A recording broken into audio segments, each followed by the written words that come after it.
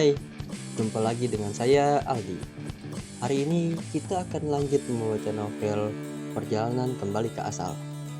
Sebelumnya, Gerald menghentikan pasukan untuk beristirahat dan memerintahkan Kevin menyelidiki seorang prajurit mencurigakan. Ternyata, dia adalah seorang wanita yang menyamar. Tak disangka, sosok itu adalah putri kerajaan yang punya tujuan misterius menuju desa Skylight. Kalau kamu belum sempat dengar bagian sebelumnya, langsung aja cek playlistnya ya. Jangan lupa subscribe dulu biar nggak ketinggalan cerita selanjutnya. Yuk kita mulai. Kau jenderal, tapi tidak punya perhitungan.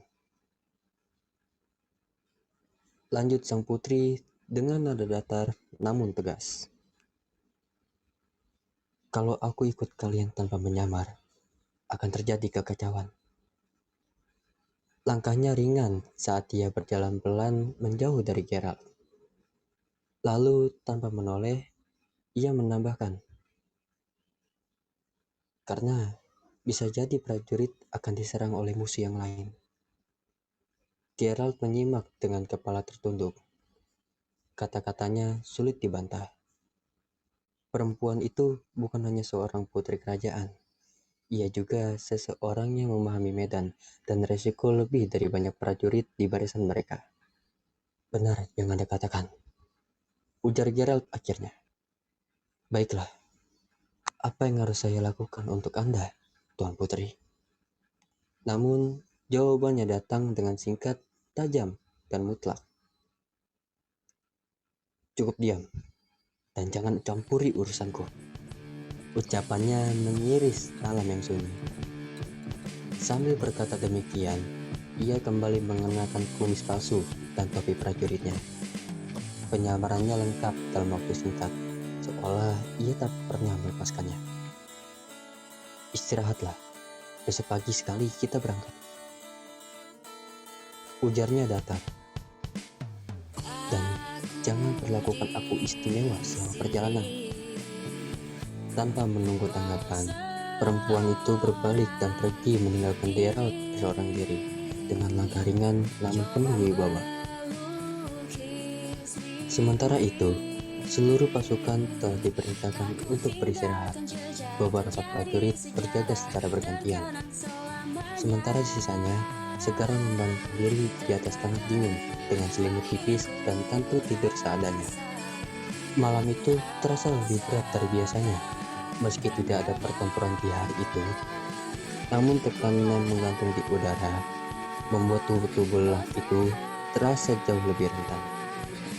Dan untuk mereka yang tidak mendapat giliran jaga malam itu, tidur datang cepat bukan karena nyaman, tetapi karena lelah yang tak terbendung. Sementara pasukan kerajaan masih beristirahat di tengah perjalanan, suasana di desa Skylight telah berubah drastis. Ketegangan menggantung di udara. Para petualang yang tergabung dalam serikat tak membuang waktu. Malam itu, mereka berpencar ke berbagai penjuru desa. Sebagian berjaga di titik-titik rawan, sementara yang lain bergerak cepat untuk mengumpulkan warga dan mengarahkan mereka ke tempat perlindungan yang telah dipersiapkan. Beberapa anak kecil menangis di pelukan ibunya. Para lelaki dewasa membantu membawa barang-barang penting, dan lansia dibantu oleh para penyembuh serta relawan yang bergabung dari berbagai geng kecil. Tak terdengar suara panik, hanya bisikan tenang dan arahan cepat dari petualang yang sudah terbiasa menghadapi situasi genting. Segalanya ditangani dengan teratur dan disiplin. Meski gelap malam menyelimuti, semangat kerjasama yang menyala membuat semuanya tetap bergerak. Api unggun dinyalakan di titik-titik pengungsian untuk memberi kehangatan dan penerangan.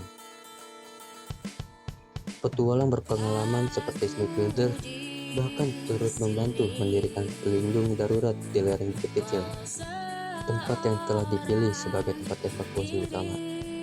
Hingga menjelang fajar, seluruh pasukan telah berhasil dipindahkan. Dari atas menara pantau di ujung barat desa, cahaya pertama matahari mulai muncul di balik gunung kabut.